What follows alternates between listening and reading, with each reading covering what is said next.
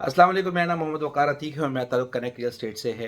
कुछ बातें करना आपके साथ ज़रूरी समझता था, इसलिए दिल की कुछ बातें आपके साथ करूँगा।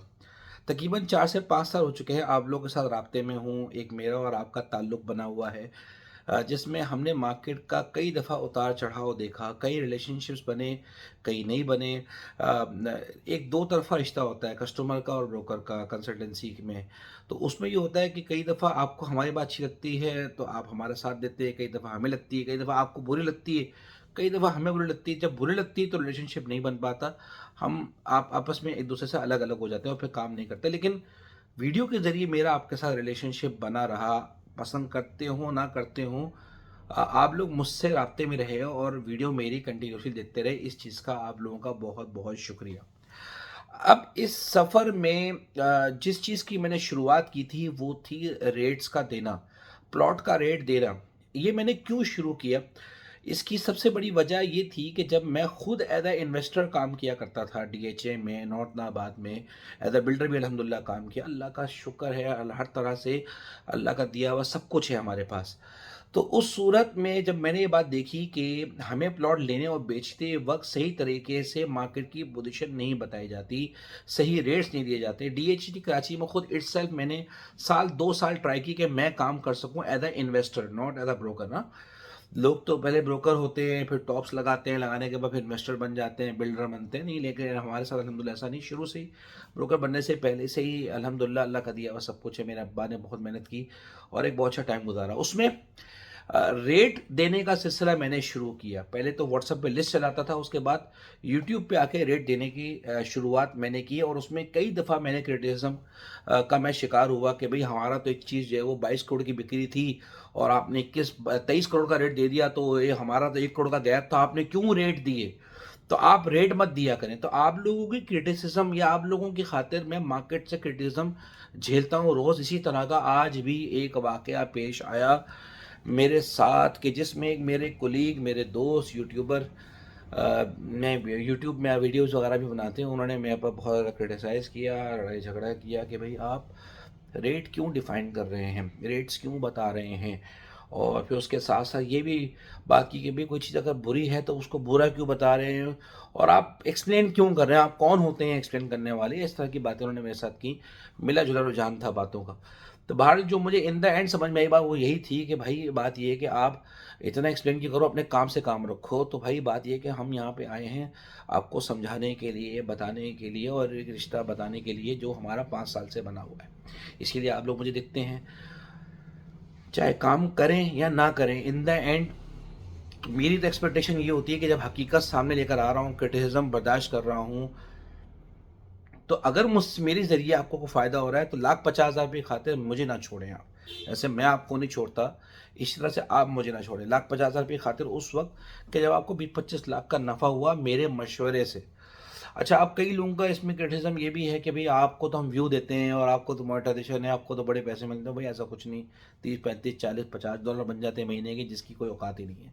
साले स्कूल की बच्चे की फ़ीस नहीं बनती है, जो पैसे बन रहे हैं।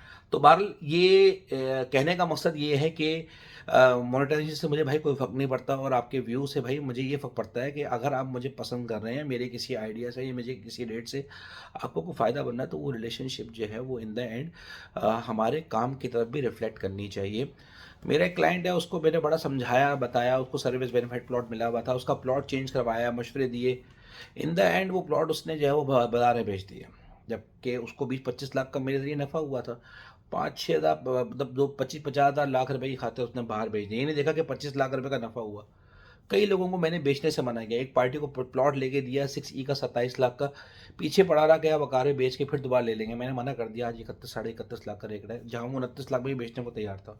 नहीं बेचा मैंने, आज अल्हम्दुलिल्लाह ट्रांसफ़र भी होने जा रहा है। तो बहरहाल ऐसे कई मशवरे होते हैं जहाँ हम रोकते हैं लोगों को। आज मैं बात ये कर रहा हूँ आपसे कि देखें 2025 एंड जो है वो प्रॉपर्टी का साल है। इसमें पैसा भरपूर आ रहा है। ये मशवरा देते हुए मुझे तकरीबन 3 महीने हो चुके हैं। जब 22% इंटरेस्ट रेट था, वहाँ से जब नीचे आना शुरू हुआ तो मैंने ये बात शुरू कर दी थी कि भाई परचेज़िंग स्टार्ट कर दो, ये बेहतरीन टाइम है। उस वक़्त 500 गज़ के प्लॉट का रेट 70 लाख था। कई मेरे दोस्तों ने, यारों ने लिया भी, परचेज़ भी किया। अब इसी तरह से कल मेरा सेठ दोस्त है जिसके साथ मैं कल गया हुआ था पैडल खेलने के लिए। लेजेंड रीना रात को। तो फिर उनके बाद खेलने के बाद रात को 3 बजे बात हुई कि भाई वकार भी क्या करना चाहिए इन्वेस्टमेंट वगैरह से। मैंने कहा सिटी लेना चाहिए भाई, 5-6 प्लॉट लेके 500 उसके डाल दो। सेठ आदमी है, मैं बात कर सकता था, मैंने बोल भी दिया और अक्कर भूल भी सकता है। लेकिन क्या सेठ आदमी है, कारोबारी दिमाग है, बोलता है भाई ट्रस्ट कैसे करूँ बताओ। मुझे ये बताओ कि जो मैं प्लॉट लेने लगा हूँ वो सही जगह ले रहा हूँ नहीं ले रहा। अब मुझे काउंटर करना है, मुझे बताओ मैं क्या करूँ। मैंने कहा जाओ ईज़ी है, वेबसाइट्स मौजूद हैं, वहाँ जाके काउंटर करो, यूट्यूब पे लोग भरे पड़े हैं, वहाँ से रेट्स मालूम करो। लेकिन मसला ये है कि मार्केट अच्छी है और इस मार्केट में आपको मार्केट ने भरपूर मौका दिया कि आप 70 लाख में भी एंटर हो सकते थे। 80 लाख में तो मैंने खुद आपको ऑफिस बुला के बुलाया कि एंटर कर लो, 90 लाख में भी। अब एक 5-6 लाख में आपको 500 अगस्त में एंट्री का बोल रहा हूँ मैं। इसको आप 1 महीने 2 महीने बाद खुद विटनेस कर लेना कि हमें चीज़ अच्छी मिली। आज तो तेज़ी है ना, कुछ भी दिलाओगे फ़ायदे में रहेगी। अब इसमें गैप है नहीं, कैसे रिकवर करें। तो मैंने उनको मशवरा ये दिया कि भाई परचेज़ कर लो, करने के बाद आज जो 1-2 दिन की पेमेंट टाइम पे, 3 दिन की पेमेंट टाइम पे चीज़ें मिले उसको परचेज़ कर लो और फिर उसके बाद लोगों से रब्ता करके मशवरा कर लेना। क्योंकि अगर आज परचेज़र बनने से पहले लोगों में रब्ता करोगे तो एक डमी बायर क्रिएट हो जाएगा 4-5 लोगों के पास, तो वो रेट जो जिस रेट में हमें चीज़ चाहिए वो मिलेगी नहीं। तो बहरहाल इन द एंड बात यहीं पहुंची कि भाई तेज़ी में ना आपके पास इन चीज़ों का टाइम नहीं होता कि आप प्लॉट्स कहाँ लेने हैं, कहाँ नहीं लें, किस सेक्टर में लें, रेट सही है कि नहीं है। तेज़ी में आपको जो है ना ब्रोकर के ऊपर ट्रस्ट करना पड़ता है। यही बात आपसे बात करूँगा, यही वो बात है जो आपके सामने ले रहा है कि 5 साल से मैं आपके साथ राब्ते में हूँ, एक ट्रस्ट डेवलप हुआ हुआ है। उसमें कई जगहों पे ये बात सामने रखनी पड़ती है कि भाई अगर खान साहब रहते हैं मुल्क में तो जो 2021 के रेट थे वो क्रॉस कर जाते हैं। इस पे कोई शक नहीं था। पॉलिटिकल अनस्टेबिलिटी आएगी तो आज की मार्केट भी क्रैश कर जाएगी, कोई बड़ी बात ही नहीं है, इसमें कोई बड़ी बात नहीं। और अगर पॉलिटिकल स्टेबिलिटी रहती है जो कि अल्हम्दुलिल्लाह आज है और इसी तरह से चीज़ें स्टेबल रहती हैं तो इंशाल्लाह ताला कोई बड़ी बात ही नहीं। 70 की चीज़ें कोई एक की चीज़ एक 50 की हो जाएगी, कोई बड़ी बात ही नहीं। क्योंकि गेम चेंजर है ना हमारे पास मली एक्सप्रेस वे है। तो इन चीज़ों को विटनेस आपने खुद करना है। जब कोई चीज़ कांस्टेंट रहती है, कंसिस्टेंट रहती है तो उसका रिजल्ट कुछ और होता है। और खान साहब अगर नहीं जाते तो बात कुछ और होती।